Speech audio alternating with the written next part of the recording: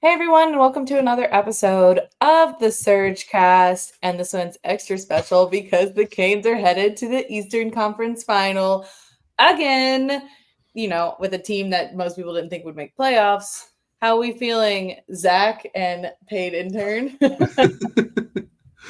No, doing really good. What a night, what a series for the Canes. Another 5 games did the thing, and now we move on to the conference final for the third time in the Brind'Amour era. I mean, what can you say about this team that people consider boring? But I guess it's not really boring hockey when you just keep scoring goals and shutting the other team down. So, feeling good, just ready for the next round. Now I get to just kind of sit back and watch other teams fight for their lives. So it's definitely good for sure. But Rich, how are you doing, man? I'm doing great. It's amazing that a team can do this in a retooling year, make it to the Yeah. conference finals. Like that just screams the potential this team has, not only this season, next season, but like for the long haul. So shout out Rod for the continued success. Shout out Tolsky making everything happen. Like this is a very successful franchise that is continuing to be, if you want to call it boring, call it whatever. I'm calling it successful. I mean, it's a pretty big deal just how many times Rod has gotten them to the playoffs, let alone through like how many series they've won. And if you think about it, it's even crazier if that both the previous two coaches with the Devils and Washington, Keefe and Cadbury, both said Carolina was one of the easiest teams to prepare for. Um, and they knew exactly what we were going to do. And both those coaches combined for 2 wins in 10 games. So the definition that Carolina is someone that you can, okay, we know how they're going to play. This is how you defend against it. But can you actually defend against it? Kind of wild. Yeah, no, it's crazy when you look at it. The fact that it's like you said, Kat. It's the easiest to scout, but it's the hardest to play against because it's just a relentless attack. Not just in the defensive zone or even the offensive zone. It's 200 feet north, south, east, west. Like if they're not on the puck, they're gonna go for it. Like they are puck hounds. They're not going to come to you. They're not going to absorb. I mean, they'll bend but don't break. But they're not just going to wait for you. They're going to go and attack you with it. And you look through this entire series against Washington, they pretty much out hit the Capitals every single game. Like that's just how unreal they've been so far in what they've done. And it goes to show that yeah, you can scout them all you want. Playing against them, totally different beast. Yeah, their defensive game this series, honestly, was the stats speak for themselves because you've only got 4 5v5 goals against, and not a Mm-hmm. single cap had multiple 5v5 points. Only 5 Washington skaters even had multiple points, all finished with 2, maybe, no more than 2. Mm-hmm. We outchanced the Caps 319 to 197. So man, throw pucks at the net, and they make fun of it. They say it's boring. They say, well, I mean, they're not high danger chances, but I mean, if you finish on that goal by Svech, I mean, throwing it at the net works. The Canes love that spot on the literally in line with the goal. And their big hitters of Ovechkin, Strome, and Wilson all had 0 points 5v5. The Canes were smothering. And even honestly, in some of the games, I'll even say the last game, the Canes had some times where they were like very disorganized, and like both the Devils and the Caps struggled when we weren't at our best. But when we were at our best, I mean, that's when you got that 4-0 game. Yeah, well, and you look at Jacob Slayman. I think he set a new career high with 9 block shots in Game 5. Like that's how unreal he was selling at the body, and even going on to that too. Mike Kelly posted this graphic from Sports Logic. Ozone time for the Hurricanes 36 minutes and 33 seconds. That's compared to 23:52 for the Capitals. And you talk about shot attempts, 386 to 250. Even more so. How about this though? The expected goals for the Canes 16.5. They finished with 15. The Capitals, 14.8 expected, only had 7 goals in the entire series, and Freddie only gave up 6 because one was an empty netter. Like, that goes to show that, hey, man, Hurricanes are going to smother you to death and limit your chances, and that's essentially what they did. I mean, even to like the naked eye stats aside, like anyone watching is like, you ask yourself, like, how is this Capitals team number one in the East based on the way they played? All year dominant. And then I'm a firm believer of this. They spent all of their effort and energy chasing Ovi's goal record. I think that's what their purpose was this season. Once that happened, like, they completed it. They didn't need to do more than that. Like, it's tough to try to chase the cup, but then also chase a goal record as well. I mean, you could tell. I mean, we'll talk about it more later, but like that goal record, as I doubt Ovi was non-existent. And you love that you get the debut of Nikishin and his first big play. Well, two big plays of the game is he takes the stick out of Ovechkin's hands. And then the next one is a defensive play on him, stripping the great eight of the puck. Something he's probably thought about since he was a kid. But yeah, I mean, they really they had some chances. If they had any chances that got through the defensive effort of the Canes, it really, Freddie, he was just a wall. Yeah, I mean, the thing with Freddie is you look at this game and look at the whole series. Every single game in this series, he was a plus 900 save percentage in every single game. And the most goals he gave up was 2. And that was game 2 and game, I think, was 4. Other than that, he's given up 1 goal each and then had the shutout in game 3. Like, the stats about Freddie just in this series, unreal type of stuff. Well, Zach, I mean, we're not at the finish line yet, but I can give you a little bit of gloating because how many times on this podcast did you specifically say, stop asking for a new goalie? Too many times. Everyone else was like, get a new goalie. And meanwhile, Zach is saying, we don't need one, which was met with a little bit of apprehension, but seeing what Freddie can do when healthy, when at his best, like you can take a little bit of a bow, Zach. Well, thank you. I do appreciate that. And I mean, if we have to give Freddie a lot of praise. I mean, look at the series alone, Rich. 4-1 record, 301 minutes of ice time, 89 of 95 saves, only gave up 6 goals in the entire round. How about a 937 save percentage just in round 2? And get this, how about a 1.2 goals against average? If he's not in the conversation for the Conn Smythe, he dang as well should be at this point. Everyone's talking about Mikko Rantanen. Not so fast, my friend. There's a certain netminder in Carolina who would like to have a word about that. Freddie has just been absolutely dialed in from the jump, and he's just having an otherworldly playoff run right now. Like, his goals against is his best ever in his playoff career. And I think he's like 0.010 from his best ever save percentage. And that was in 5 games for the Ducks back in the 16 playoffs. And that's over like almost it just shows of how just dialed in the Great Dane is. He's a brick wall. That's all you have to say about it for Frederik Andersen. And yes, we don't have to worry about goaltending because we got to retain him for next season. And it feels pretty good to know that. Yeah, with Freddie, it's kind of crazy because everyone, the words will always be like, watch out for Freddie, he'll disappear in playoffs, but not like disappear, maybe like a hellebuck. And not like that kind of disappear, but more of a disappear of like, oh, he'll go down with injury and you won't have him. Mm-hmm. And like, in some of the playoffs we're like, well, could he play through it? Like, what is it? Like, why is he still out? How bad is it? But when you see his performance as it is when he's healthy, you kind of understand that's a goaltender. Like, if he's injured and he's not going to play his best, then, I mean, it kind of makes sense he's going out on injury. But, like, because when you really got him healthy, he's going to be great for you. So it kind of sucks with the injuries that have happened. But as a goaltender, like, that position is just – it's prone to injury. We've seen it throughout the regular season. We've seen it throughout playoffs. We've some of the great goalies of the regular season go down in playoffs. I'm very happy to have Freddie. I love the run that he's going through. Even when they've gotten some like kind of crazy goals on him, he doesn't really seem swayed by them. He just continues to play how he plays. But not just Freddie. I mean, it's the guys in front of him too, because if you look at, I think not this last game, the game before, every forward on the Carolina Hurricanes finished with a +1. Mm-hmm. Yep. That happened plenty of times in the regular season, but it's the first time happening in playoffs. So that's kind of crazy. And we can't talk about the forward group without talking about the guy we've been waiting for him all season, but Mr. Andrei Svechnikov.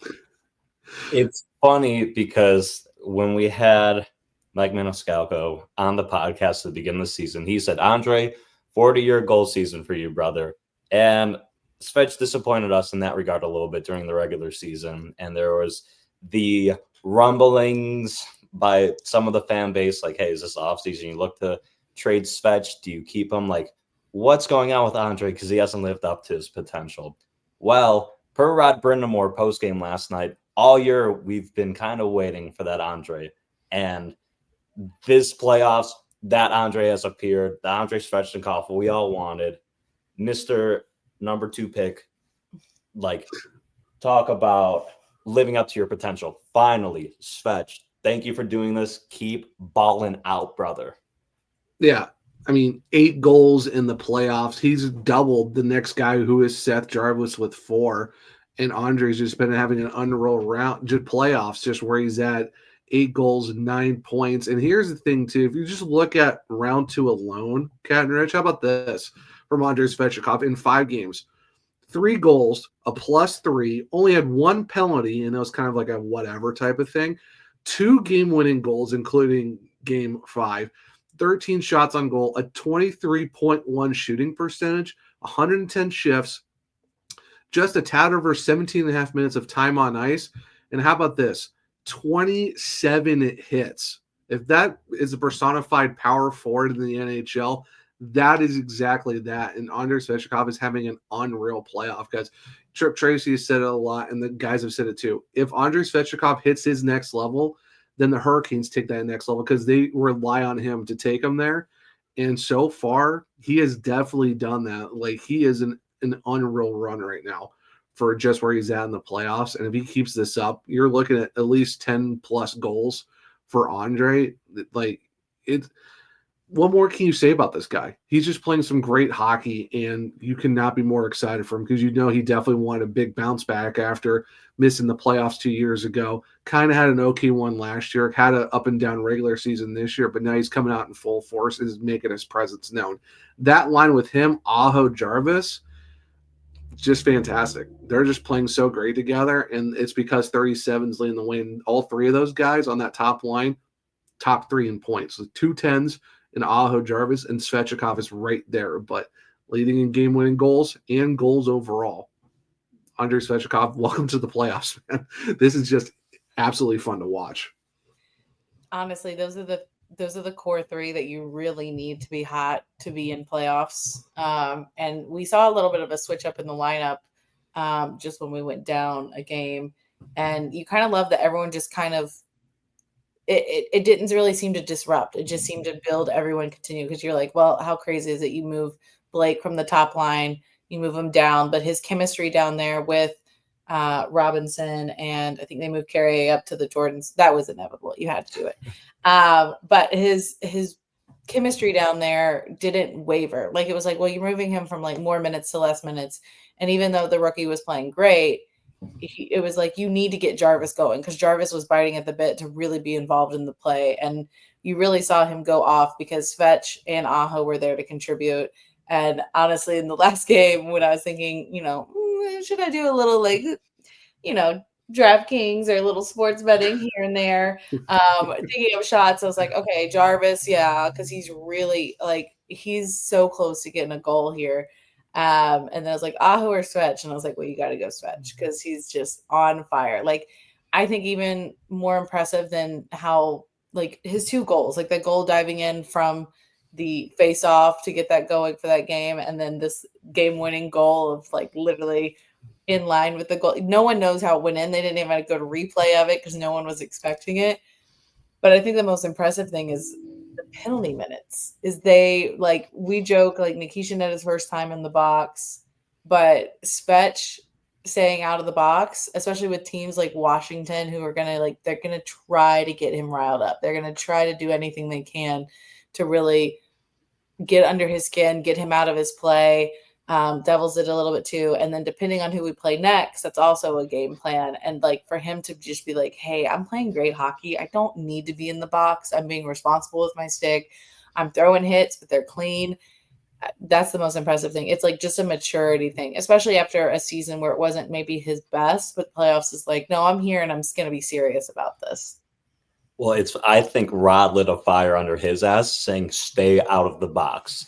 Because Andrei being able to stay on the ice, I think, has definitely benefited him and has trajected him into this unbelievable performance, because there's not that inconsistency of, oh no, I took a stupid penalty, like wavering that confidence. His confidence has been through the roof because he's been able to stay on the ice. So good on Andrei for being able to just shake everything off where younger Andrei did not. Yeah, I mean, you're looking at a guy who's playing mature hockey right now, and his best ability was his availability, and that's all it was for him. And yeah, it's just the fact that he was on the ice for a long time too. It's great to see. I mean, and that's putting him up there with another guy who I know we're going to talk about eventually that had 0 penalty minutes in this series, and I started number 74. But yeah, just the way Andrei's been playing, the maturity's been so great, the playmaking, the goal scoring. It's just in the hits too. Like I say, he had 27 hits in this round. He was not afraid to throw the body. That's a personified power forward, and that's what you've been waiting for. Confidence is through the roof. His smile is back. I even said before, I think it was game 3, you can just tell that he was just upbeat, ready to go. He was all smiles. And you saw it in game 3, you saw it in game 4, and you saw it in this one. Dude is loving life right now. And as Hurricanes fans, you gotta love seeing that too, just for him. And you're loving it. What more can you say to be happy about this guy? Just a great playoffs for Andrei so far, and he's not done yet. Exactly. It's been great. Honestly, anytime he's thrown a hit, it's really, especially for the home crowd, he'll get everyone going. Like even if there's, maybe a little break in the cheering, a hit by Svech will get the Caniacs going again. I don't think the two players that I've seen, like obviously a breakout by Aho and Jarvis is going to have everyone like kind of like holding your breath and like getting excited. Maybe you're going to get a shorty, maybe you're going to get something. But the two players I've really seen bring life, and of course, excluding Freddie with his great saves, but the two players I've really seen bring life, especially for home games, is Svech throwing his hits and really, doing his work as a power forward. And we talked about one rookie, but Stankoven, like there was a time where he would touch the puck and everyone got excited. And it was just remembering of, times when Jarvis gets the puck. And the fact that this kid is new to the team and everyone's getting so like, oh my gosh, what's he going to do now? And the pickup, masterclass by Tulsky. I'm going to say that to the end of time. He's literally such a Kane by definition. It's crazy. But yeah, I could go on and on. The whole team, again, it was next man up. You get Jankowski comes in for a little bit more physicality. He gets hurt, and you bring Roslovic in. Roslovic comes back, and while you're like, okay, well, we're missing maybe a little bit on the defensive side, maybe a little bit on the penalty kill and stuff like that. And honestly, in body size, and Roslovic goes, well, I can shoot, and he gets a penalty or a power play goal, which, all Caniacs can breathe a sigh of release when those go in. And you get that. But then also, I talked about it a little bit more before, but you have Chatty go out with injury. You're not sure if he's going to play or not. And next man up, you have Nikishin. And all the guys stepped up. Honestly, the game we lost this series, it wasn't the best game by us. It was a close game, even when we weren't playing our best. Honestly, that was, I know a lot of Caniacs have a lot of words and thoughts about this. Burns has had a fantastic postseason, and his, in this series, the only game that I think he really didn't play well was the game we lost. And it speaks a lot that top line, you talk about how good Slavin is, but you also have to have his counterpart playing just as well. And so when he's been on top of it, again, this whole team is just in sync. Like you're not having anyone like, wow, this guy's not really having a good game, or wow, that's a really dumb mistake. Like any of the goals that have come off have been 5v3s or a weird bounce off the boards. And it's that wasn't a Canes breakdown per se. It was something weird or nothing that they were doing that was a bad play perchance. But I think that goes into what you need in the playoffs is a couple of things. One, health. This team overall, outside of the Jang hit injury, has been very healthy. That has been huge. 2, depth, both in your ability to call guys up, have guys come from the press box on down to be able to play. Look at Jack Rolozovic. And now with Jank being healthy, you can interchange them however Rod wants to in this next series, but also have depth on your team. Look at what's happening with the Toronto Maple Leafs. If your top guys aren't performing, then your team is a disaster. Whereas when you have a team that is so deep, doesn't matter if it's line 1, 2, 3, or 4. Sorry, Rod, that I numbered them. They are able to do it every line, every shift, every minute. This is a team that is, again, bought in, deep, healthy, and your stars are happening to show up too, which is a huge benefit where they're not disappearing, Toronto. So you're able to get the star play. You're able to get the depth play too. You're able to have Freddie, who's honestly stolen a couple of games for you as well. You have every single piece needed to have a deep playoff run going for the Canes currently. Yeah, no, 100%. That speaks true. I mean, another guy. I mean, you talk about Burns, you talk about the whole team's of depth, but we have to give this guy some flowers too for an unreal playoff that he's had. How about Sean Walker having 2 perfect stat cards from Hockey Stat Cards, 2 perfect games from him. You heard from, because I asked Rod Brind'Amour after Game 3 about Sean Walker, how underrated he's been, and he said, "Yeah, I'm glad you brought him up. He's been underrated pretty much all season. They ask him to go do something, he does it, and then what happens in Game 4? Scores his first ever playoff goal, which gave them the 4-2 lead at the time. In Game 5, he was absolutely lights out, and it just goes to show of the game he's played. I think he had like the second most blocks out of pretty much almost everyone in that game, and it's just Walker's been an unreal run. And you even saw him half top, line minutes, pairing minutes with Slavin in Game 4 and a little bit in Game 5 too. So you're seeing that confidence from Rise, like, okay, we see what you're doing, and maybe, who knows, could be a possible precursor for next season with, we're going to have some guys on the defensive pair that's going to be sliding into the lineup, and maybe Walker's going to move up to the top pair with Slavin. That's not a bad combo to have when you're talking Slavin Walker. So maybe we're kind of seeing that a little early glimpse into the 25-26 defensive pairings, but we got to give props to Sean Walker. Yeah, he's not on this, like he's got a goal. He's got a point on the score sheet, but I think it's the off-sheet stuff that we got to talk about, because Rod says it all the time. As long as you're doing your job, then you're doing just as well as the guys who are on the score sheet. It doesn't matter if you're on the score sheet or off. As long as you're doing your job to help the team out, that's what matters. And Rod will give those guys more opportunities to show what they can do on the ice as long as they do their jobs. I mean, Taylor Hall even said it too before Game 5. He wanted to stay in Carolina, and he wanted to sign before the playoffs started because he loves how Rod coaches. It's just, he tells me what he wants me to do, and he leaves me alone and lets me do my thing, and he rewards guys for the effort. And I think that's what it goes to show, that if you've been there for a while or if you're new to the team, as long as you're putting in the effort and Rod sees it, he's going to take care of you. He's going to give you the proper minutes to do it. So it goes to show that Sean Walker has done his job, and that's why you've seen more minutes out of this guy as the playoffs gone along. So you got to give flowers to Walks. Just what a great playoff run for him as well. Yeah, stepping up onto that first line, honestly he's getting a lot more offensive with his game. Like, Ghost is going to be shooting, but Walker has been right up there. He's been physical. He's getting into he's gotten into some fights. He's gotten into some tough when he needs to. Mm-hmm. And that's not like my first guy that I think would, but he's really put himself, he's going to be involved up and down the ice. He's taken on more responsibility and not really shied away from it. So yeah, he's having a very good, I mean, I thought he was just increasing throughout the regular season, but yeah, this playoff run has just shown, hey, he's like, my defensive partner can step up because he's going to be quarterbacking this one power play unit and he's going to be taking lots of shots. I can do that too. Like, if anyone needs me, but also plays a very good defensive game. So honestly, it's giving me a little bit of Pesci vibes with a little bit more offensive mindedness at times. So I'm not mad about it.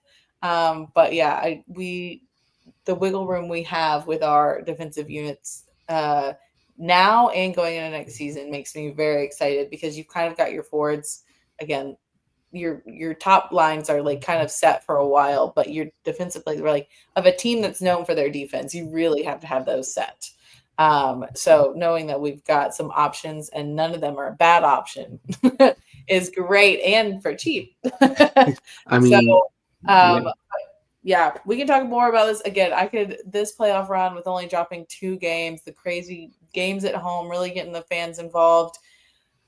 Defying a lot of expectations, even though, it can be boring to some people, which some people said, why do Canes fans get upset when we call it boring? Like, of course you're going to like it because it's your home team, but it's boring for the rest of us. And someone responded, was like, because if any other team played this way, you'd be applauding them and you're calling us boring.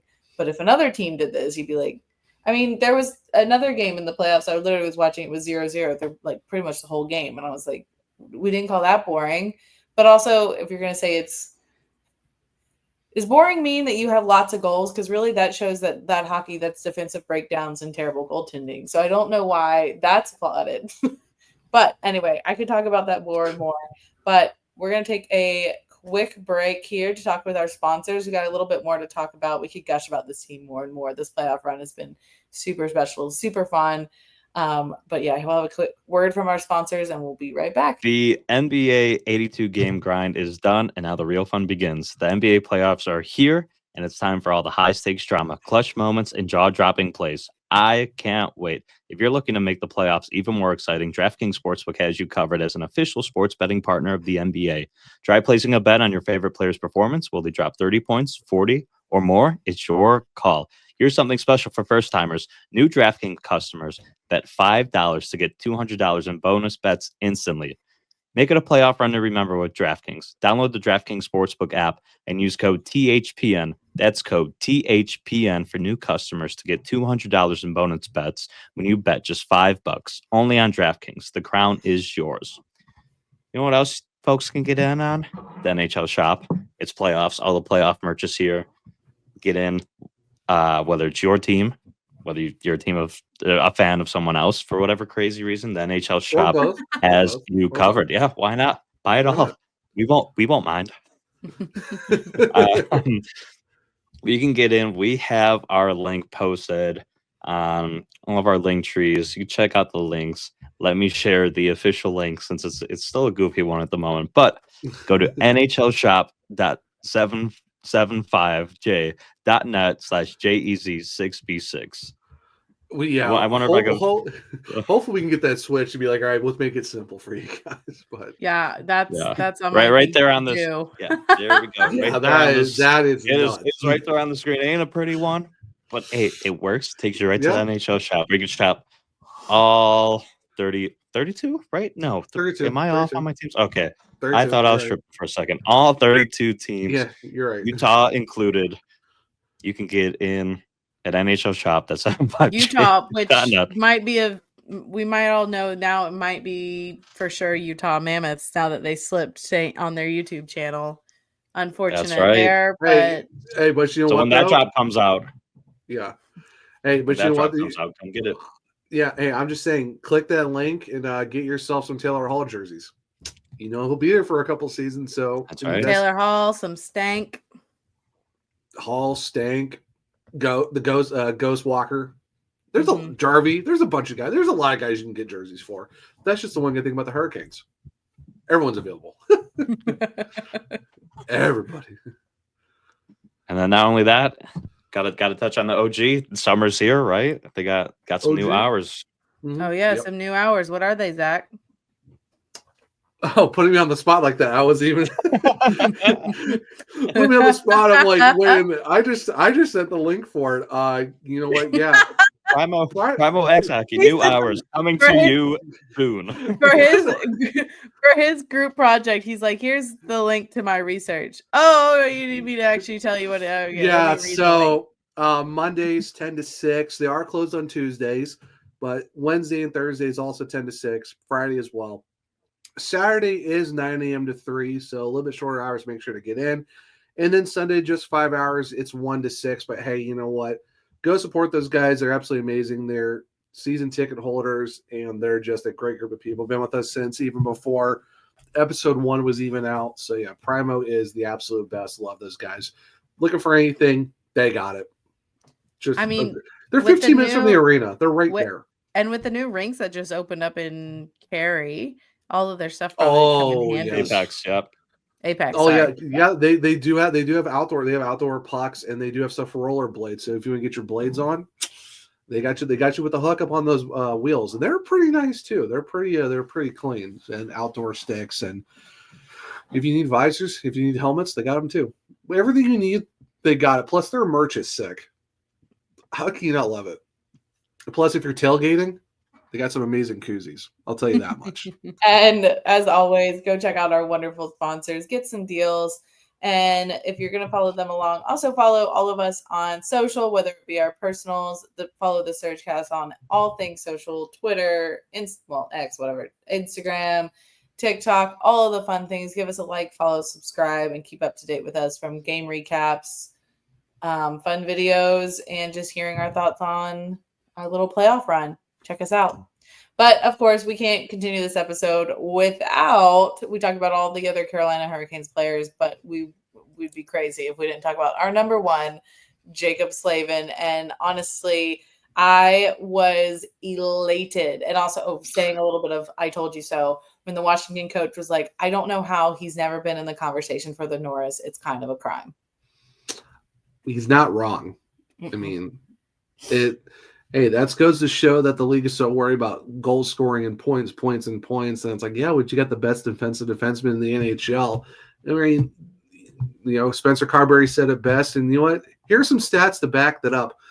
Just for this round alone from Jacob Slavin, 1 goal, obviously the game winner in game 1.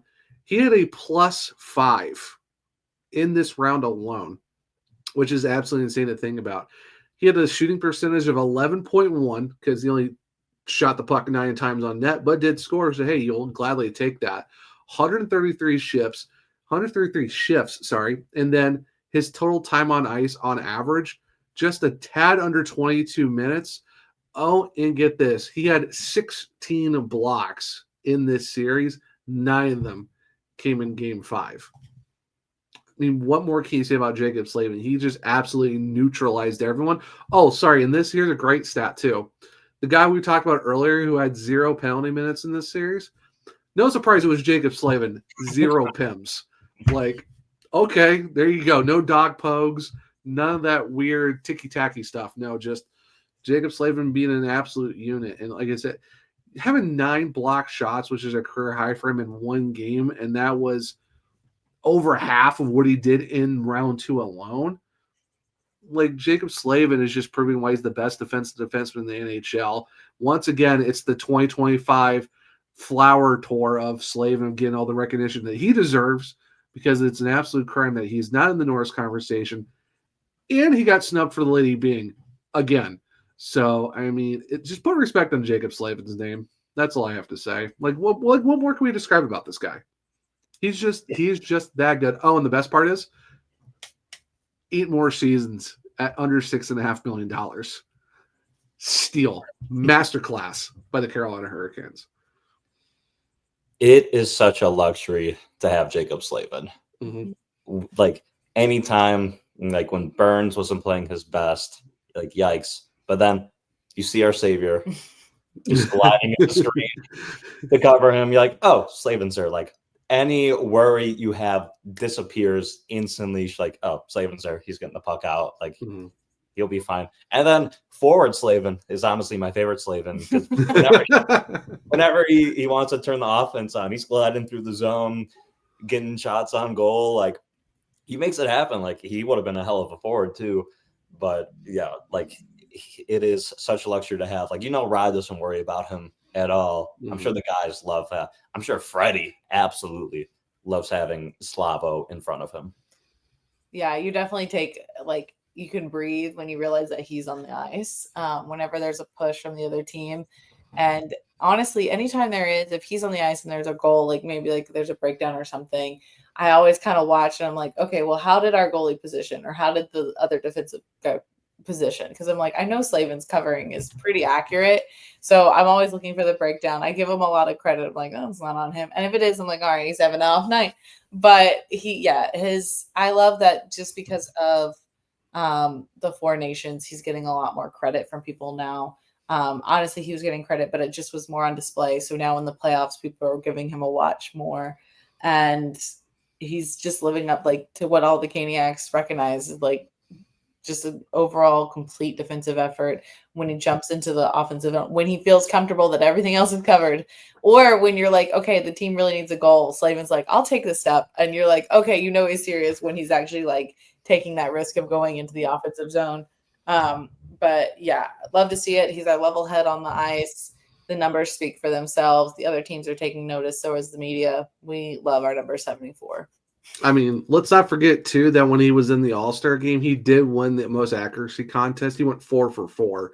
So, yeah, Slavin's got a sneaky accurate shot. I mean, you saw it against the Devils, putting the puck in a zone that was basically as big as a jar, where it's like, how did you get that thing in there?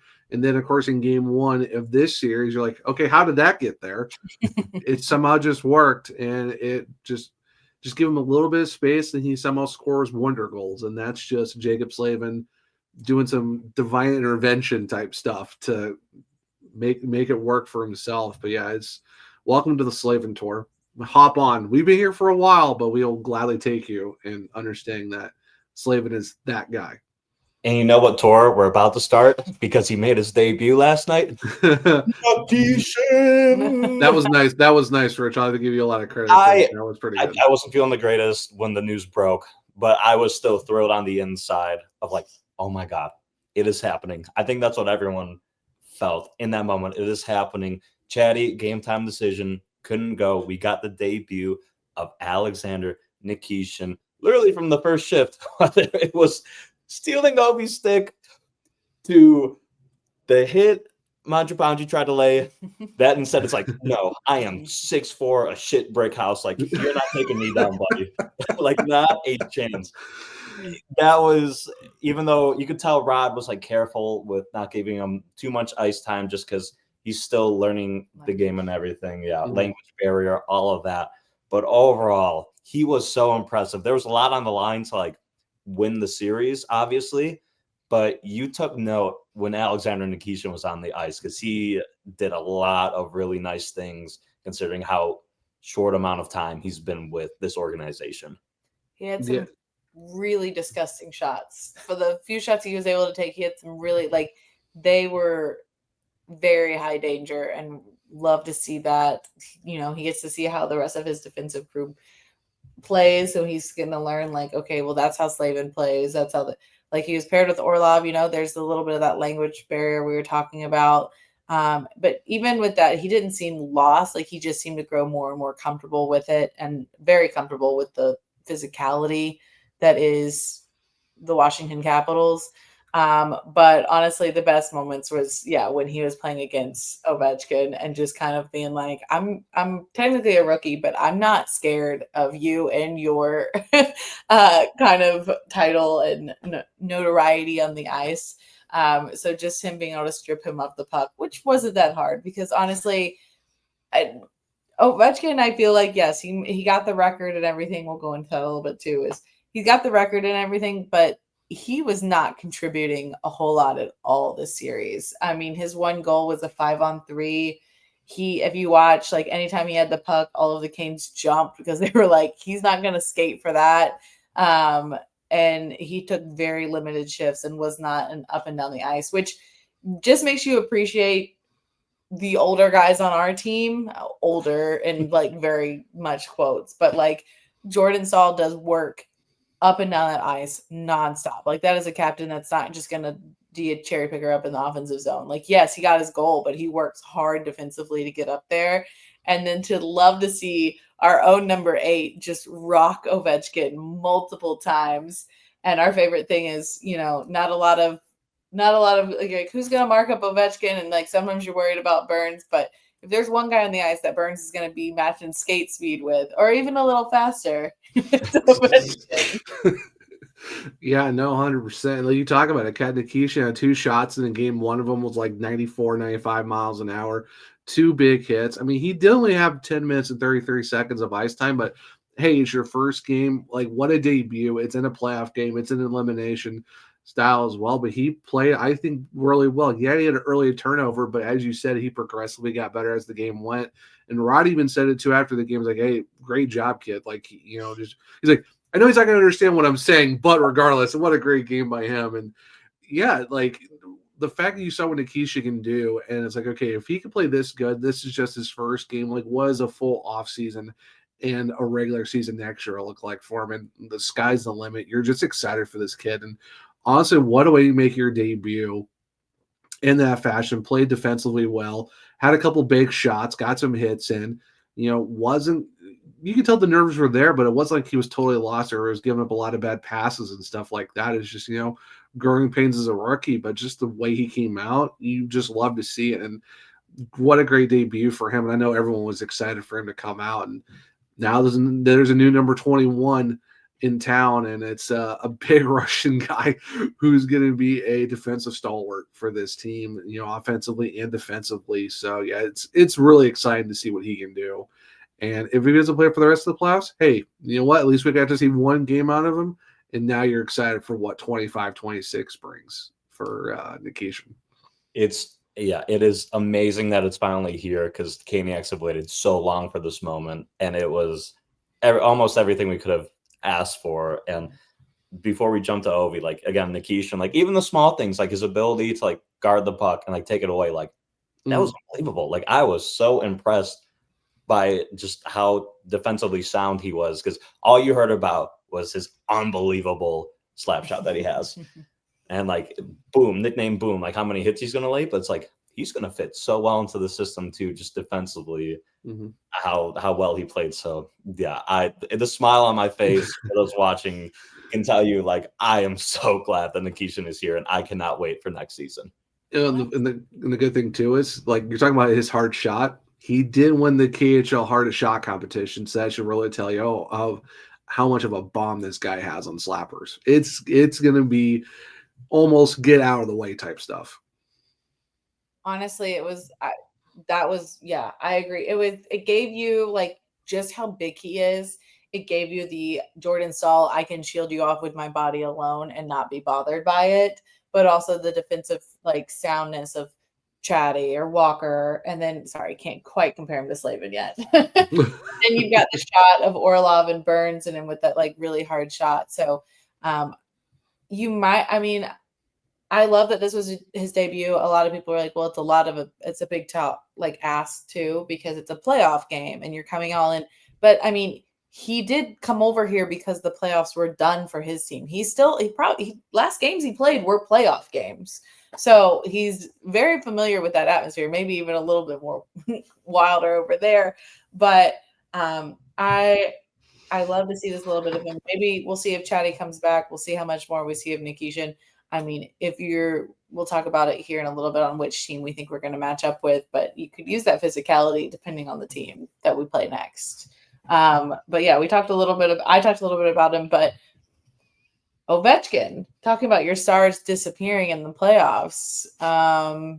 What do you guys think about him? I mean, when your only goal is a 5-on-3, that is a kind of a tough look. And we talked about it too. Like, you look at the Svechnikov goal, there was a shot coming back from the Kane zone, and he was not skating hardly. You could definitely tell that it was just kind of like, I'll get there, but I'm not going to go full speed. And Svech scored on a Brock McGinn-like level goal. Steph Nason against the Devils. Like, something about the Canes being near the red line is absolutely insane, but it's just, yeah, it was not a great series for Ovi. Like you said earlier, Kat, like him, Strome, and Wilson had 0 5-on-5 goals. They had to do all their stuff on special teams, essentially. Even then, it was very limited as well, where they only had 2 power play goals, and Ovi's was one of them on a makeshift 5-on-3, which is another discussion for another time. But almost every shot of him on the bench, he's talking to himself. He's slamming his stick. He's just visibly upset. Like, that is and they asked, I think it was after game 3, like, what has the Hurricanes done to the greatest goal scorer? Play solid defense. I mean, it's really not that hard. Just play defense against him. Just absolutely neutralize him, not give him the opportunities. And then, and you have a great goaltender. Like, it's not really that tough. It's just, and nothing against him. I mean, hey, he's got the goal record. I mean, it proves that he can do it. But it just, like you said, Kat, goes to show that when you got guys on the Hurricanes that are, Burns, Stahl, Martinook somewhat kind of there. Slavin's going to get there eventually too, but he's still in his late 20s. There's guys who put in the full effort up and down north-south style. They can really thrive. And unfortunately, Ovechkin right now, you can kind of see is maybe all offense. Like I said, no disrespect to the great 8, but when you have one playoff series in your career where you go to the Stanley Cup final and everything else has been losing in the second round for 19 of the 20 seasons, that is kind of tough to look at. But I mean, hey, it's just one of those things where the Hurricanes did the right thing to neutralize Ovechkin, and he capitalized on his one power play goal in the office, and that was pretty much about it. So that's how you shut down one of the best goal scorers. Limit your penalties. Don't give them any chances. It really is almost 5-on-4 out there when Ovi's skating, because like you said, he doesn't try. Like the effort is not there. He got what he wanted. He's there to shoot pucks only. There was a play where the puck was about to leave the zone, and like any Hurricane would have dove for it, even like put their stick out to try to get it. Ovi literally just stood there, didn't move, and it's like, this is an insane amount of not giving a fuck for being this far in the playoffs. Like, what? Like, it's interesting to me, like where he's at, but a lot of miles on those tires, though, for just how old he is, how long he's played for. So I think he comes back and plays next year, has his big retirement tour. But yeah, he is definitely at the end of his career, just with how little that he's skating these days.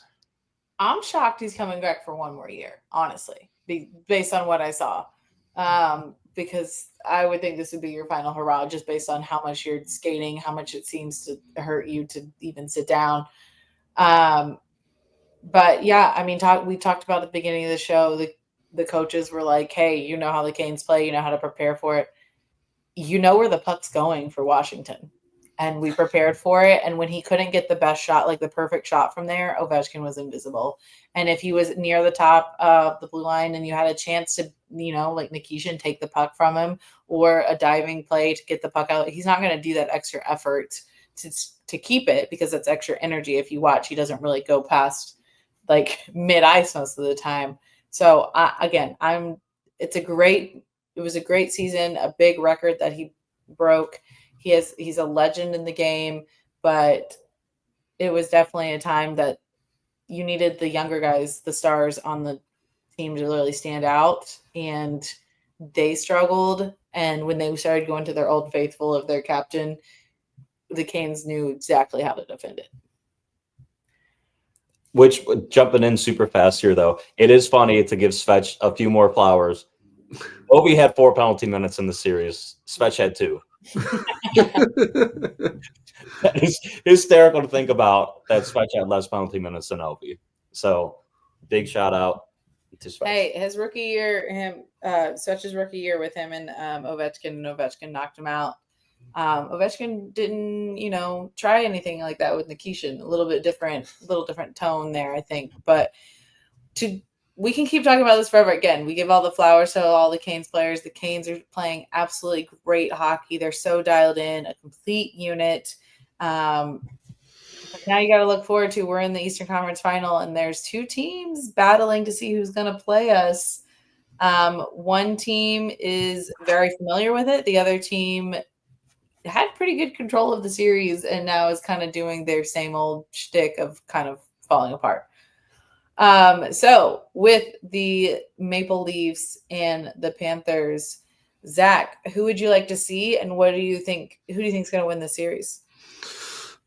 I'm probably going to go with who's going to win the series, unless Toronto absolutely figures out how to show up, because that game 5 was an absolute atrocious game by them back home to get spanked 6-1 like that.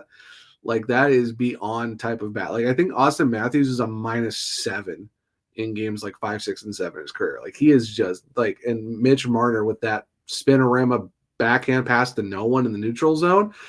I'm going to say this real quick. If you're asking me who should we get in the offseason, probably not Mitch, because Rod would not like that type of stuff happening. But that being said, it's probably going to be Florida. I think they're going to just take this series because you can just tell these guys they're more prepared. They did it last year. Now they added some extra guys to the lineup. It's just, unless Toronto figures it out, I don't see why Florida doesn't finish this in 6 or 7. Honestly, I don't really care who we play in the next round. It could be Toronto, it could be Florida. It doesn't really matter. So if I had to pick someone, give me a 2023 rematch, and this time it's the Hurricanes coming out on top. Of course, that's a later episode. But for me, I think Florida's going to take it. And if we had to play someone, I'll take them, because it doesn't really matter. Either way, the Hurricanes are going to be matched up pretty well against either one. Wow. Yeah, no, I'm different. I would like to play Toronto because, as you've seen in this series, if the Stars disappear, then you're set. And even when the Stars are on, I think you have people who can limit their opportunities. But the good thing about this series with Washington is you didn't play into Wilson's antics. Ovi throwing hits, you bounce right back up. So I think that was a prelude to what Florida will do. But you've shown that that's not going to rattle you. That's not going to bother you. If the Canes can keep to their game, they'll be able to do what they should do, which is Canes hockey. So I have confidence in that when we do play Florida, because I think they win too. I think Toronto is just done. They are checked out. It was kind of an embarrassing loss, especially at a home crowd. It's also, if you look at their top performers for the games, if your last 2 games where it kind of gave Florida the lead, when your second to last one, your top performer as well, that's great. It was 2-0 though. And so like he needed someone to step up and give some offense to that team. And then for your last game of 6-1, your top performer is Domi. Like, no offense to Domi, but none of these games, your top performer is your Stars. Like, you had Nylander the first game, but Marner hasn't shown back up. Austin Matthews, where are you at? It's just been like, where are they? Like, I would, again, same thoughts. I would love to play them. I would think our style of play would be very good against them, especially like if you get them in their head so they start falling apart like this. We're really good at, same with New Jersey when they have their top players. It's a very similar team of, if you can cancel out their top players with your line of like Stahl, Jordan, and Carrier, things like that, then you're going to do really well against that team, even though they do have very good goaltenders.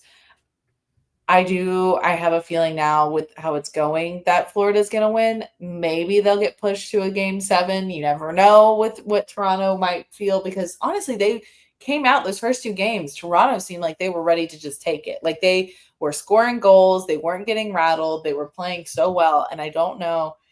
Steve Dangle had a theory that he thought he goes, this might be a cop-out, but his theory was that they were sick.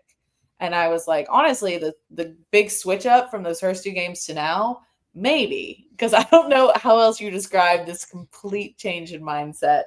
But yeah, I feel like it might be Florida. I kind of love that we saw the Capitals before we see Florida this time, because last time before Florida, we didn't really have a big physical game like preparation going into playing them. So now we know how they play, but we've also got guys that play physical on our team. We know their antics. With the Capitals, we've shown that we're not going to be rattled by it. It's just, you got to solve Bob. And honestly, Toronto showed that you can do it. We've showed that we can. I mean, Thompson was no bad goalie either. It just shows that that's where the throwing all the pucks at net, getting a greasy goal, getting something crazy, that's going to be really helpful against a goalie to the caliber that is Bob. Playoff Bob is coming back. That first game for them against Florida, I was really excited because I was like, maybe he's been broken. This is great. But he's coming back in a full form. Also, I mean, it's kind of in between though, because Toronto is also not at their best. So yeah, I'm in agreement. I think it's going to be Florida. Don't know if it's going to be in 6 games. Don't know if it's going to be in 7 games. that they beat Toronto, but I do think it's going to be Florida, and it's going to be a very interesting matchup. And the Canes just have to come out with the same, just very dialed in mentality that they've had with their previous two opponents. Think about this though too, Kat. The difference between the 23 playoffs and this one, we actually have a healthy Andrei Svechnikov, so that's going to be a completely different mindset to this series if it is Florida. And just overall, I think it's just the healthiest team that the Hurricanes have had. We're going to be looking at very different vibes, but it should be very interesting. But either way, I'd take either one, but at this point, like no path is easy to the Cup final. You're going to have to go through someone. All these teams are going to be good, especially this late in the playoffs. So you know what? Give us your best guys, and the Hurricanes will take care of business. And then whoever they face in the Cup final, if they make it, knock on wood, hey, you're going to be battle tested because you went through Jersey, you went through Washington. You're probably going to go through one of these two teams. So whoever comes out of the West, you're going to be facing a battle-tested Hurricanes team that has taken care of business in 2 rounds now of winning the whole thing in 5 games. Our main test for this one is it's probably not going to be a 4-1, 5-1. Like, it's not going to be any of those. Like, you're going to probably drop more than 1 game to the Panthers because they're a good team. They're a very good team. You might drop more than 1. You've got to take advantage of your home games. I'm going to be really excited if we score 1 goal in the ECF. That would be great. That is the first goal. And then the second goal is to win a couple of games. Honestly, I'm just really proud of where the team is right now. So, yes, would I love to see us advance and love to see what we can do? I think this team could. I'm not going to be based on everyone's reactions at the beginning of the season to where we are now. I love it. I love just how much this team has done. Again, it's shown everyone where they're like, they've taken a step back. They're actually missing their window, all of this. And the team's like, no, we're still just getting started. Like that's, you can think that, but we're just getting started. We only have up from here. So it's going to be a pretty interesting matchup, obviously, depending on what team we see next. We'll talk a little bit more about that and like players to watch and what we expect.